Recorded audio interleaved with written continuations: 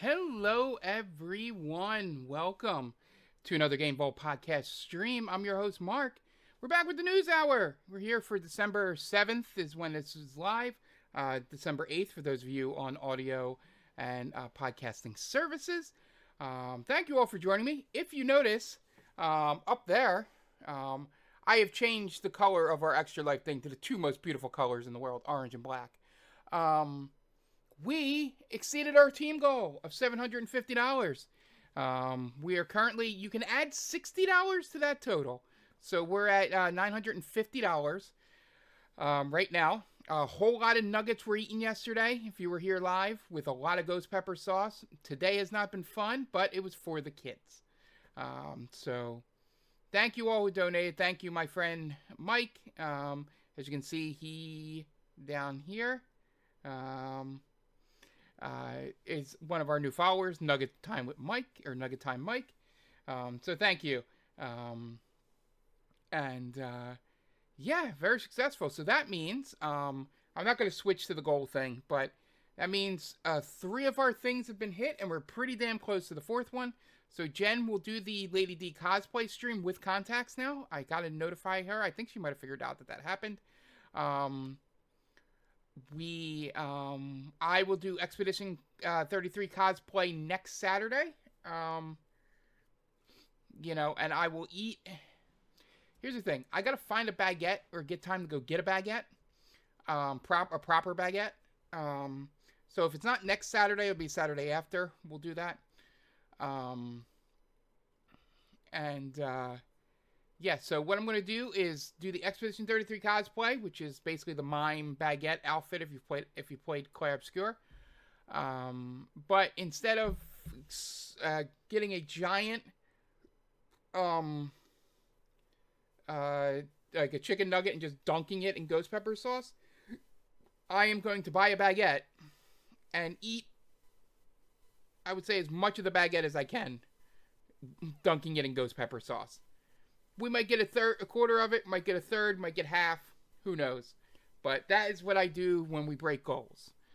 And then if we get to 1,000, which is just $50 more, I will play Phasmophobia with Jen over at Roxy Foxy's channel. That is a joke every year. The game is fine. It's just a bit we play that I say the game is not fun. And every time she brings it up, I'm like, all right, let's talk about fun video games now. It's just a bit.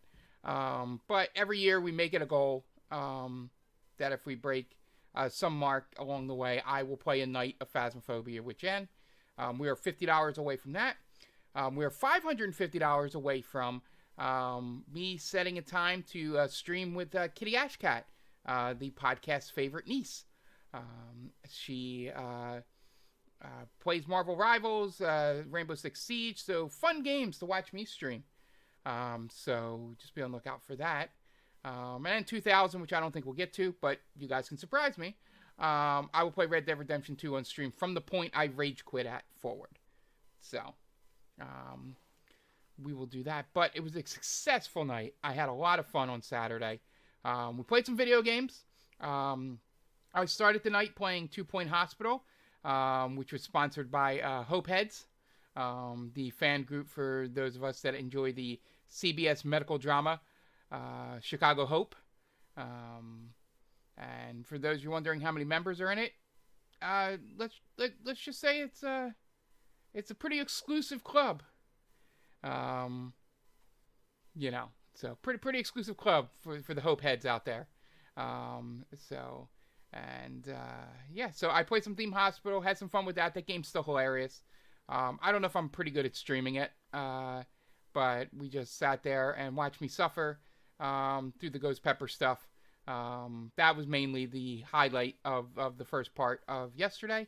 But the best part of yesterday, total, was we got together and did our group stream, or as many of the people as we could get together to get there. I think we were only missing one of our normal crew that shows up there. And he's the one that's not on Twitch or doesn't do anything related to podcasts or anything, so it's not really a surprise. But we played Midnight Murder Club with Goat in the chat as well. That game was pretty fun. I had a lot of fun with it. I think it just comes from a place that I just enjoy the time playing with friends. Maybe I didn't play enough multiplayer stuff as a teenager to where I could get the rage that I feel Tom gets playing multiplayer shooters with certain members of our team. So I don't have any of that history. So I had a fun time. I'm sure Goat did as well, and Jen loves the game. So, and Dan pool sharked us a little, I think, at the end. So yeah, the game's real fun. I may or may not try and join Jen on other streams she does of it.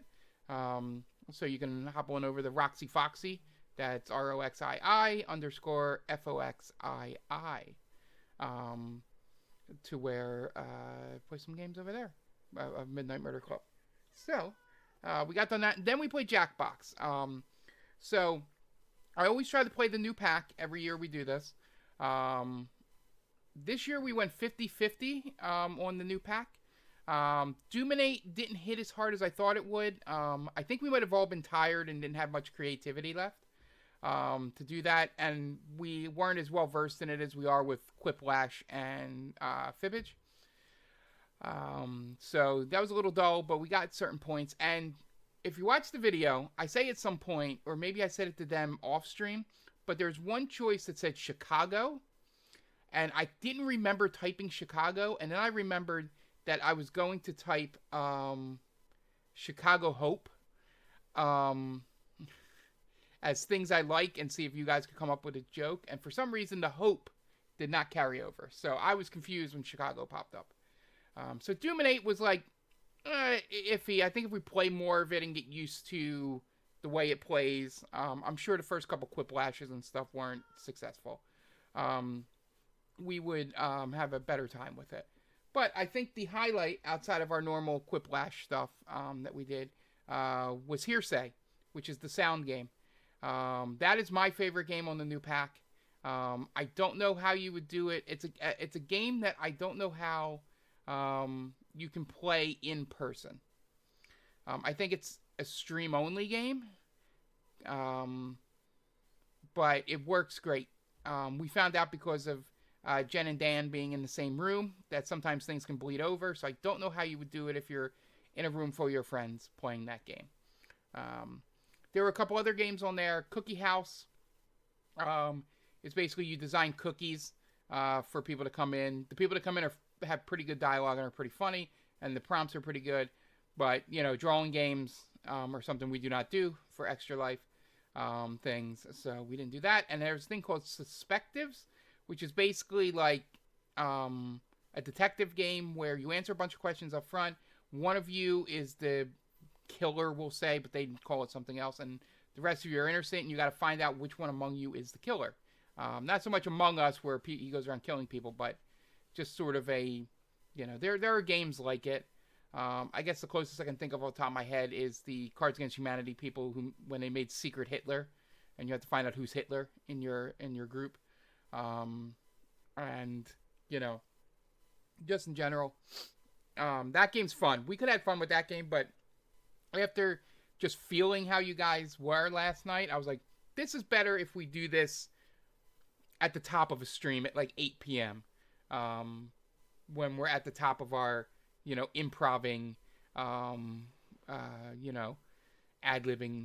stuff there. So Pack 11 is the best pack in a long time, where I think every game is really good. There's a trivia game too called like Adventures of Trivia or something like that. That game is very cooperative, and I don't know if we would have, that's a fun game, but last night just felt like we wanted to make jokes, so we didn't play that. So we can play that game. Last night didn't feel like the time to play that game. But we can definitely play it again. I mean, I'm sure we can get me, you, and Jen and Goat on a stream together to play it. We don't need Anthony or Dan, or we don't need to pull in the side characters for that. But yeah, that one's real good. And then we played Quiplash which was 50-50. We played a great Quiplash game, and then we played a second one where we took a themed night, and it turned out to be all Oscar questions, and it was real bad. I thought it said movie night, and I thought it was going to be prompts from movies, and it just turned out to be all about the Oscars. So it was real bad. Yeah, you're not a sidekick. You're part of the crew. Yeah. So, yeah, we can play a couple more of those games. There are some things we've missed in the past when we've been rushing through Jackbox that I would like to go back to. You know, I would love to do a Fibbage About You or one. I think it's Make Your Own Prompts, Quiplash. I want to set one of those up and play it with us. So, yeah. It was a very successful night there. And, yeah. So, and besides that, no trails because we had the big stream last night. So I'm probably not going to get the trails until the 20th. So maybe I'll sneak in an extra stream at some point, or maybe we'll stream it over the holidays to catch up on the things. Because next week on Extra Life is my Cyberpunk 2077 Phantom Liberty stream. I'll be playing through the DLC. We will start at, we'll say 5 p.m., possibly 5:30. I do have basketball at 2. I hope that game gets moved to like 12 or 1. Yeah. Cards Against Humanity is a certain type of humor you need to make sure everyone has to play that game. But yeah, so I'm going to be playing through that DLC as much as I can play 5 until, I think it's only like 8 to 10 hours, so maybe we can play the whole thing. Who knows? I also have not played Cyberpunk in a long time, at least my V. So it'll be interesting to see if the strategies still work that I used before.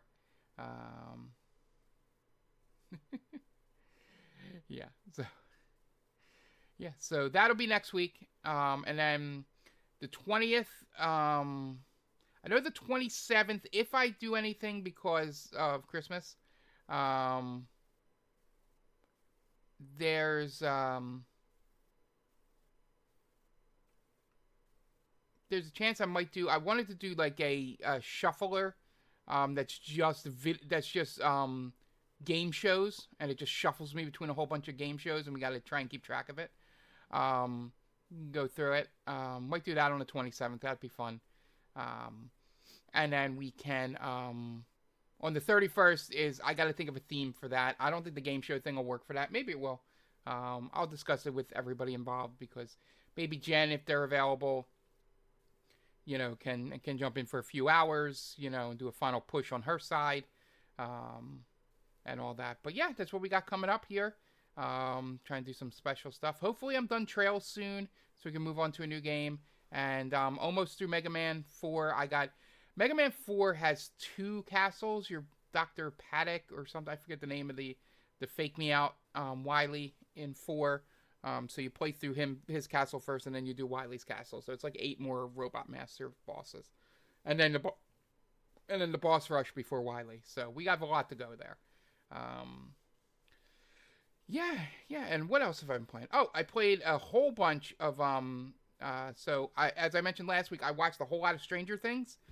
So since Monday, anytime I've had some free time outside of watching movies and doing stuff, I've been playing NCAA Football 26. I'm basically having a Stranger Things podcast up on the second TV while I've been playing. For that slip of that, if you're interested in listening to us fumble through playing D&D, the Stranger Damies podcast is still live on podcast services. I pay for it every year. It's only like $20. I make it sound like it's expensive to keep it archived. But you can go back and listen and see how we learned how to fine-tune that podcast. So anyway, but I've been playing a lot of NCAA 26. I finally lost for the first time as Tulane. And it was my fault. Like, I was throwing interceptions. I was making bad decisions. It wasn't a cheating thing. And still have not gotten a job that's better. Like, not like a like no job is going to be better at this point because I made them into a superstar. But I mean, like a team I want to play in a Power Four conference or Penn State comes available. None of that. I think the last one I got offered was, I think maybe Indiana, despite the fact Indiana is now the number one seat in the college football playoff, so it's not that thing. But I'm like, I don't want to play at Indiana. But if I get something like really weird, I'll go to those places. But right now we're repping Tulane, Roll Wave. Let's kick ass in the real college football playoff. Yeah, so that game's still fun. My running back's breaking a ton of records. Just because I play in a shitty conference and he can get 200 plus yards a game in conference play. So he gets upwards to 16 to 1,800 yards just in conference, plus the conference championship game. So he's going to have 3 straight 2,000 yard seasons. So yeah, I like that game. Like we were talking about off stream with Anthony. He's playing 25, and the difference between 25 and if you've played games in the 2000s or 2010s of NCAA is this one's a lot more, like he said, random number generator. It's much more simulation in the fact that your numbers matter. For if you're having trouble hitting play action, it's because your quarterback's play action stat is low, or your offensive line is terrible, or in some cases at the higher levels, if you just don't remember to slide your offensive line to the blitz, you're going to get destroyed on a play action. You know, it's just a lot more intense simulation, you know, a random number generator than the much more fun games in the 2000s and 2010s, where it was much more built on the way you played. Like if you ran the ball 15 times and were very successful at running it, your play action fakes were great, and could get bombs just about every time if you timed it right and had a good receiver. That doesn't happen here. I've had plenty of times where I've had my guy beat the corner off a line of scrimmage, not even play action, and I go to throw the deep ball, and if my guy's deep ball accuracy isn't great, he overthrows it or underthrows it or just something. So yeah, it's a lot more RPG than it used to be. And if you haven't been playing sports games a lot since the 2000s, it comes at a little bit of a shock to you for that. So, but I'm still having fun. Yeah, so I think I mentioned it last week that I was going to get Sonic Racing Cross Worlds, but they fucked me over and canceled my order for the Black Friday sale, so I did not get it. I am picking it up sometime this week. I get paid next week, so I'll pick it up then. We'll play a little bit of it on stream. Maybe that's what we'll do for the 20th or the 27th or something. Sorry for that turnaround. That some noise from Game Vault Cat coming behind me. So yeah, that's about all I've been. Oh, I finished another hour or hour and a half of Outer Worlds 2. It's just not grabbing me yet. It'll definitely finish in my top 10 because it is a good game, but it's not grabbing me like everything else in the top 5 has grabbed me. So yeah. So over break, I'm looking to finish that and possibly, finishing anything else on my backlog. I do have off right before the end of the year, so I can squeeze a whole bunch of stuff in. Get those 11 days off, like I do taking between Christmas and New Year's off. So, yeah. That'll about do it for me. You guys can go into Discord, let us know what you've been playing. You can send us a message on Blue Sky. We're Game Ball Pod over there as well. I'd like to hear what you guys have been playing. And we can maybe incorporate it into the end of the year news hour, which will probably just be a recap of 2026. Programming note, this Thursday is the Game Awards. There is a chance I may not stream it live. I'm still working out the details. I think I'll be able to do it. It'll just cost me a lot of gas money. But I should be able to do it. But I will keep everybody informed. I want to do it live. So we'll look out for that. Yeah, that'll do it. Let's move on to the news. Oh, why didn't this?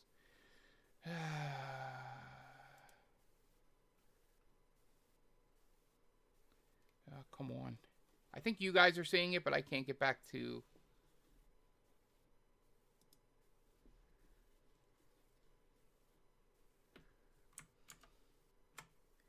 There we go. I have lost my mouse for some reason. I'm going to use Alt-Tab for the rest of the stream. Awesome. All right. So first story. A box that looks like the Ouya and Kinect had a kid outsold the PS5 in the U.S. The week before Thanksgiving. The holiday season is the time we would typically expect to see a serious surge in video game and console sales for fairly obvious reasons. Normally, that means a lot of PlayStation Switches and Xboxes are going home in people's shopping carts. But recently, there's another gaming system that's given the other console offerings a run for their sales. Have you heard of the NEX Playground? If you're a parent, chances are you haven't. The NEX Playground has actually been out for a while, having launched in 2023. Described as a successor to, of all things, the Kinect, this cube-shaped box uses AI-powered motion tracking. Jesus fucking Christ. To allow users to play motion-controlled games, generally geared towards kids. It comes with bundled with 5 games: Fruit Ninja, Starry, Party Foul, Whack-A-Mole, and Go Keeper. And you can get more by subscribing to Play Pass, which costs $89 per year, or $49 for 3 months.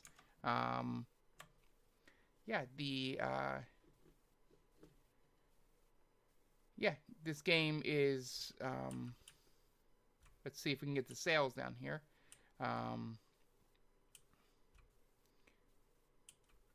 It looked like it has sold 3,384% more than last year. So something has sort of tipped this over. Don't know if we know exactly why, but yeah. So this weird thing came out, and it was one of my favorite stories of the week in terms of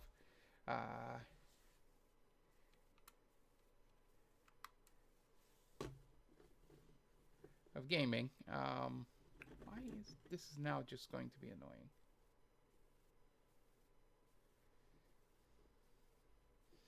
Yeah, so I wish I can figure out. Yeah, sorry. Yeah, it's no way this thing makes it past the new year. Yeah, it'll be rough.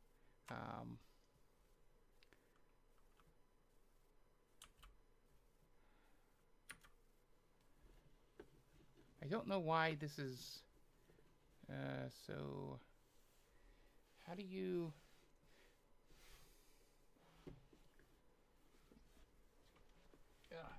Excuse me for a second, people. I can't.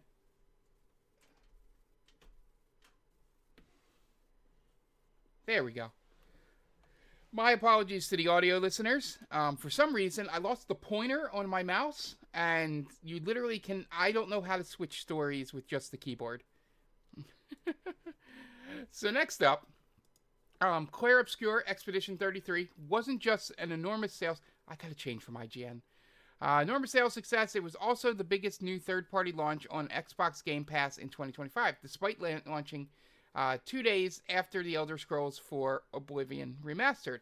Now, I only pulled this story because this was my fear at the beginning of the year when this game came out, that it was going to get lost because of Oblivion. So the highly acclaimed Clair Obscur Expedition 33 just added yet another accolade to its name, as it is now the biggest third-party game launch on Xbox Game Pass in 2025. Microsoft announced the news today after examining data from every day one Xbox Game Pass launch this year and ranking every third-party game by the number of unique users during its first 30 days.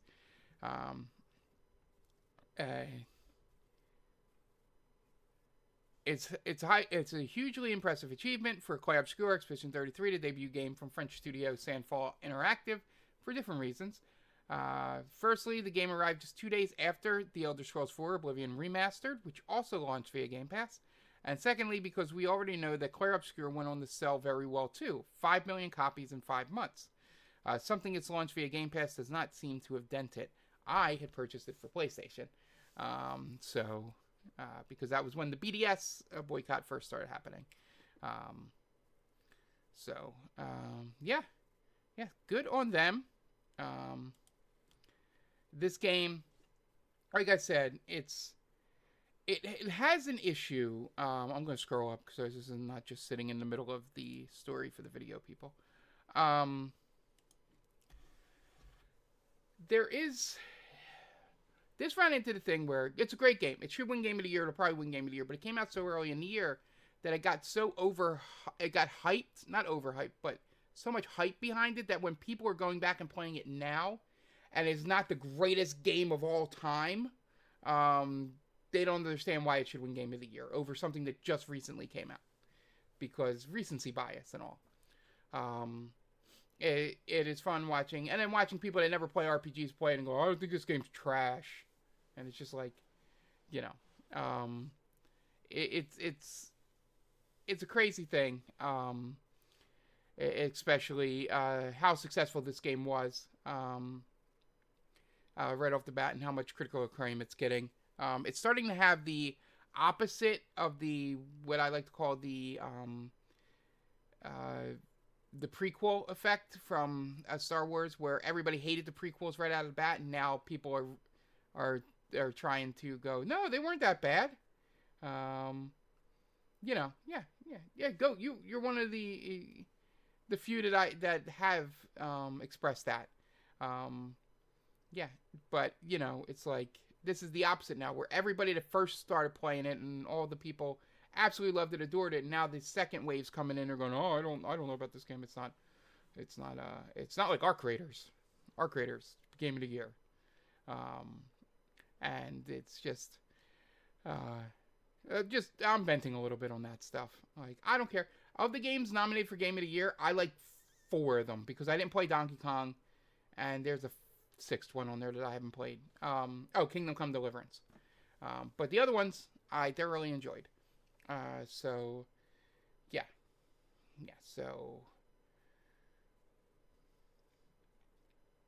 Yeah, exactly. And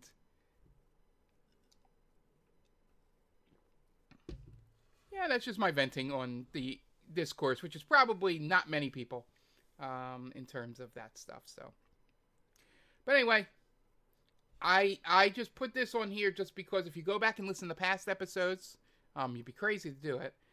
But if you go back and listen to past episodes, I was worried about, Expedition 33 coming out around the time of Oblivion. I thought it was going to get lost in the shuffle. And obviously it did not. And, yeah. So, good on Sandfall. Hopefully the DLC or next game is just as good. Next up, of course, there's going to be a Hitman 4, developer IO Interactive says. IO Interactive has been busy working on James Bond video game 007 First Light, but it has said it also plans to release Hitman 4. In an interview with Variety, CEO Hakan Abrick said, "Of course, there will be more Hitman, but it may be some time before Hitman 4 comes out." Abrick said that any talk of Hitman 4 announced would have to wait until Hitman Co-op arrives in World of Assassination, which continues to support via DLC from the studio. Abrick said, "So of course there will be more Hitman. Right now, I need to get to the other side of this year, and next year you'll get more news about Hitman Co-op, because I think Co-op is a really, really good extension to the universe, and we will introduce very interesting mechanics and combinations in the world of Assassination. But we will, after that, be talking about the next Hitman, because of course there's going to be a next Hitman." Yeah, so they just released the Slim Shady, Eminem vs. Slim Shady DLC, and coming up with the co-op, so I am not worried about it, but I am very, very interested for Hitman 4, but I can't imagine it'll come out before 2030? Yeah, I can't see it coming out before 2030, unless if they're not innovating on much, because 007's got to get out the door, the Hitman co-op has to get out the door, and there's probably more DLC they have planned for it, World of Assassination. So, yeah, about 5 years before, and then you need a couple years of development before it gets out. Yeah. So next up,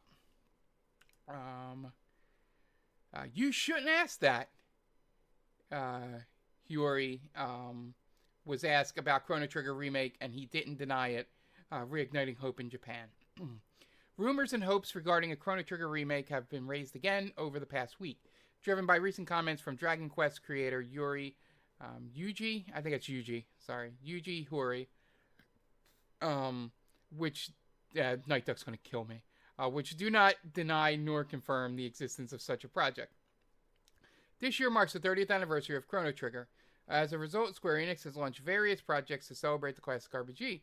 This includes a brand new album featuring piano arrangements of character themes, a character popularity poll, Frog took the top spot, as reported by Famitsu, and orchestral concerts to be held in Japan next January. However, this sudden celebration of Chrono Trigger, after very little fanfare about the cult classic, has prompted speculation that Square Enix is leading up to a bigger reveal of a Chrono Trigger remake. Hopes were reignited among Japanese-speaking fans on November 30th when Yuji Horii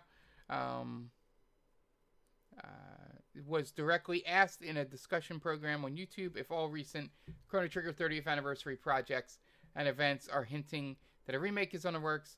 He did not outright deny it, responding with, "I can't say, you shouldn't ask that, and I'll get told off."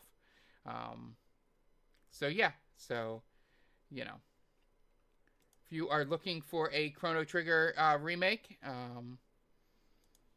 it's not dead yet, so still have hope.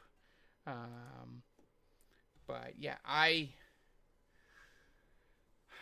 don't know if I see Square doing Chrono Trigger before Final Fantasy IX.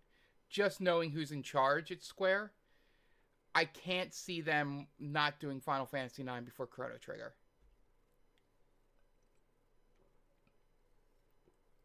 Yeah, it would definitely be Final Fantasy IX first. If they do anything. But yeah, so if you still have hope,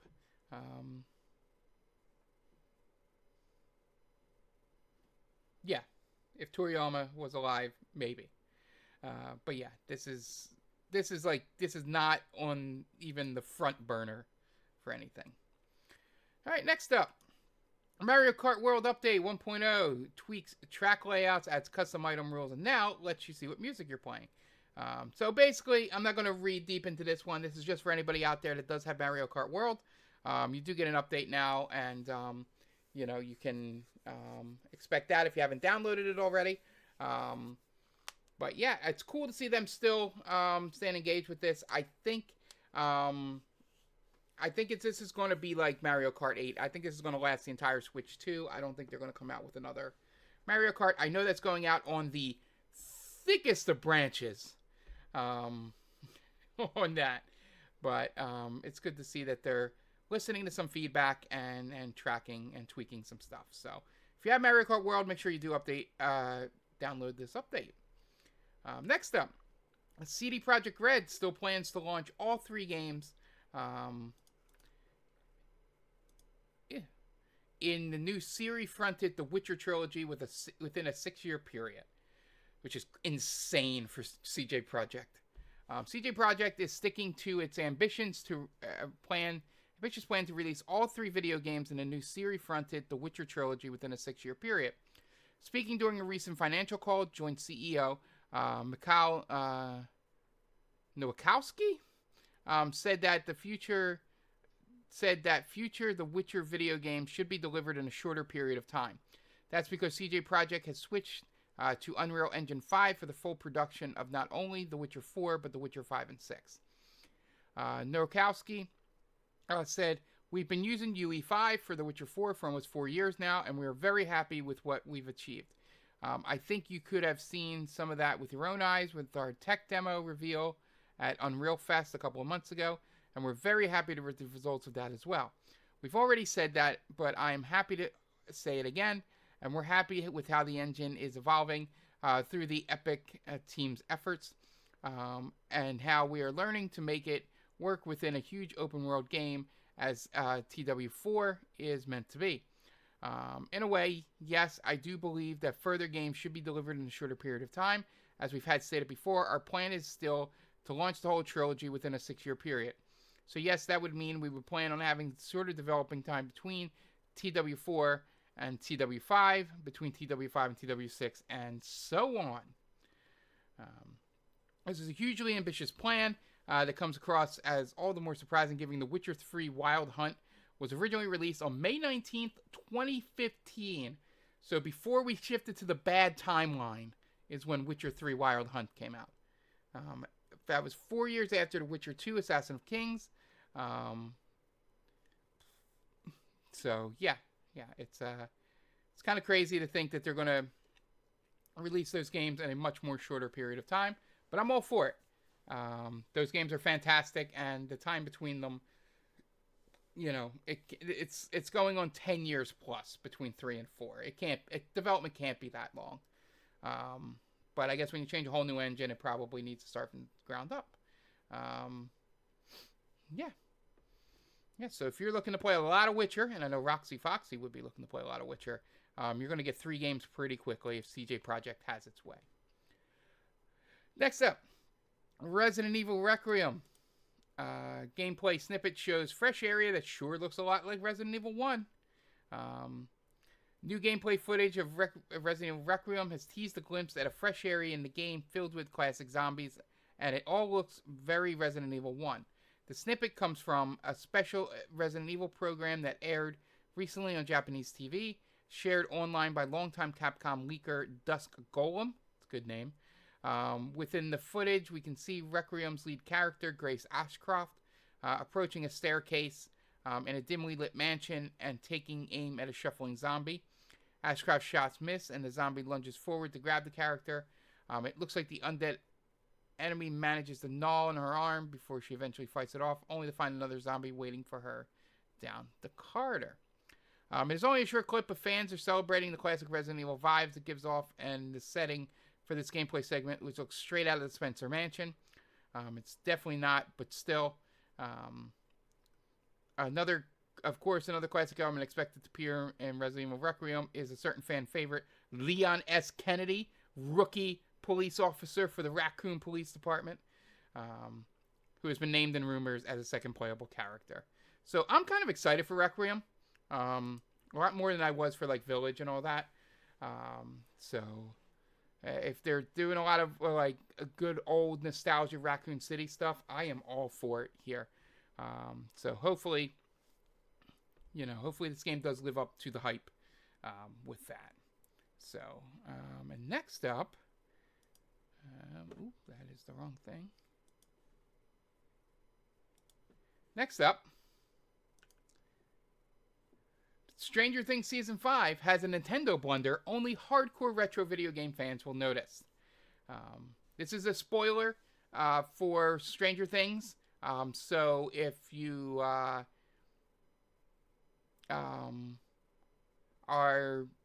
privy to that, I'm going to give you a little bit of time to go away. So I'm just going to read the top line here, these first 2 paragraphs, which doesn't say much about the game. It just reveals a character and a character's name. That if you're screaming to spoilers, you might want to tune out now for a little bit. If you've watched Stranger Things Season 5, Volume 1, you might have noticed lovable bully Derek Turnbow, portrayed by Jay Connolly, playing Ghosts and Goblins on the NES. This makes sense given Stranger Things is set in the 80s, and Season 5 itself kicks off in the fall of 1987. The NES version of Ghosts and Goblins was released in North America in November 1986, so everything fits nicely so far. But as pointed out by retro video game website Time Extension, the game seen on the TV that Derek is looking at while he's holding an NES controller is actually the arcade version of Ghosts and Goblins, not the NES port, as Time Extension says. The black borders at the top are the dead giveaway. Bring this up. Hopefully you guys can see it. So let me check. Are you guys seeing it? Yeah, you guys see that perfectly. So this is what's on the TV. Apparently that black bar at the top is the dead giveaway to the game. And this is from a tweet from the real Zofar. And it's pretty good, so I'll read the tweet. I love Stranger Things, but NES Ghosts and Goblins, this ain't. called it out immediately, and my 10-year-old son replied, "Dad, you only know that because you're an old retro gaming nerd." I feel attacked. So that is the little blunder that everyone has picked up on in Stranger Things. So I hope that wasn't much of a spoiler for you guys. I feel like that's going to be an interaction between Metal Militia and his kids at some point. Calling out a retro video game nerd. But yeah, I love. I don't know. I would have been more. Like, I don't know how they even did the. Somebody looked up screenshot or video of Ghosts and Goblins and got the arcade version video. That's how it happened. That's the only way it happened because, somebody that probably never played it on NES and thought those were NES graphics. So fun little Easter egg.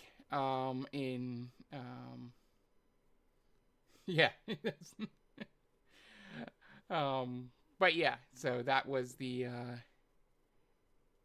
little controversy in quotes there. I thought it was fun to start our fun section of the news here. Next up, Xbox Game Pass releases the December lineup. I wouldn't have mentioned these, but I will read it through.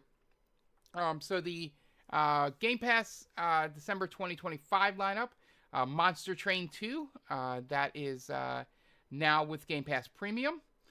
Spray Paint Simulator is also now with Game Pass Premium. 33 Immortals, wow, that game came out? Oh, it's game preview, okay.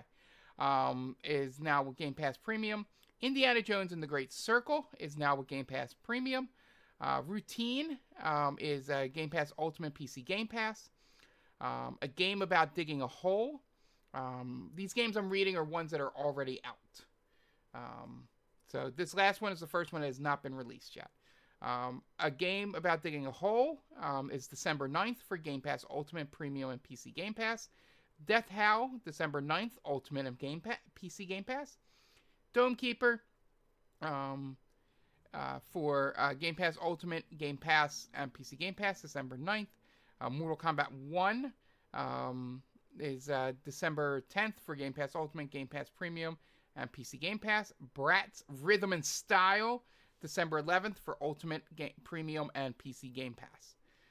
So leaving Xbox Game Pass, this one makes sense. December 15th, Mortal Kombat 11 will leave, so you'll have to play Mortal Kombat 1. Still Wakes the Deep, Wild Frost, and then on December 31st, Carry On and Hell Let Loose. There is also been released Lost Records Bloom and Rage, which I may play. Maybe we'll play it on stream. We'll see. Cross Game Pass Ultimate Premium and PC Game Pass. Monster Train 2 and Spring Pass. They already got that. Okay. So I guess the two big games there, Bloom and Rage, and Mortal Kombat 1. So if you still have Game Pass, those are there. And as always, I mentioned, they are still part of the BDS boycott for the Free Palestine movement. So if you are following that boycott, I just want to mention up front that they are still under this, so it's not safe to go back yet. So I'm probably definitely going to at least try and stream part of Bloom and Rage. Maybe we'll make that like holiday thing while I'm on vacation. I'll stream that during the holidays. So finally, fun story that has nothing really to do with video games, but I wanted to bring it up. Zootopia 2's Japanese version casts Metal Gear legend Hideo Kojima as a mole at the Zootopia Police Department. Death Stranding and Metal Gear creator Hideo Kojima is well known for his love of cameos. His games are full of them, but the developer is now making a cameo of his own in a very unexpected place, an animated Disney movie. According to Manoweb via Automation, Kojima will appear in Zootopia 2 as a mole at the Zootopia Police Department. Officer Paul Moldebrandt, to use his full name, will be the director's first animated cameo and appears by way of a direct invitation from the movie's director and CCO at Walt Disney Animated Studios, Jared Bush. I've had many cameos in live-action films and games, but this is my first experience dubbing for an animated theatrical film, Kojima said, and it's from Disney of all places. What's more, it's a sequel to my favorite film, Zootopia. On top of that, I received an offer directly from director Jared Bush, so I was extremely honored and accepted without hesitation. I only took part in a small scene, but even at the time of recording, the production was incredibly well crafted. Thanks to the illustrations, the recording went smoothly. I'm usually on the directing side, so I learned a lot from actually experiencing acting. I was reminded of how much attention the voice actors pay to basic things like turning pages in the script and noise. So this, if you're watching the video, is the character that Hideo Kojima is playing in the movie, in the Japanese version. So very fun. I don't know if it was based off him, but the glasses and the look kind of do play that. I would have to see who the American actor is to see if that's more, but knowing that's Kojima in the Japanese version, that looks like they modeled that guy after him. So, very fun final news story there. I'm going to try and see Zootopia too. I need to go to the movies. I got so much movie pass money saved up, and I just want... I've been... Total tangent here. As you know, I do clock operation for a junior college basketball team. And they've had this fundraiser thing for a program on campus. And these people have brought like chips and hot dogs. And then the last 2 weeks, the last 2 games, they have brought popcorn. Like actual made from a popcorn thing. Like not movie theater popcorn, but a literal, you put oil like a popcorn machine. And it smells amazing. And it just makes me want to go to the movies and get popcorn. So anyway, that is my ADHD tangent. But anyway, thank you all for joining me. It has been fun as always. We'll be live tonight with Mega Man 4. Then on Thursday, we have Final Fantasy 6. We're almost got Locke. Once we get Locke, I'm going to have Tom save outside, heading into the final thing. And then if we get our ass kicked inside the final thing, we will reload. But I think what we may do, I think the order of operations is get Locke, because he's the last party member we need. And then we're going to go to the Veld and try to get some of the high-end stuff for Gal, just in case if we got to use Gal, because Tom knows this. We've all played a bunch of Super Nintendo, early PlayStation RPGs, and there's always a point where they make you split the party as we're currently going through, and you would like to have everybody as built up as possible. We're not going to go grind like the thing suggests, but the walkthrough is getting you to like 100% the game, so it's trying to build you up to be able to beat the super boss of super bosses. So I don't think we're going to follow it that much, but we definitely need to go get some rages for Gal on the Veld for sure before we even try the tower. So that might just be a whole stream. Trying to get as many of those as possible. So that'll do it.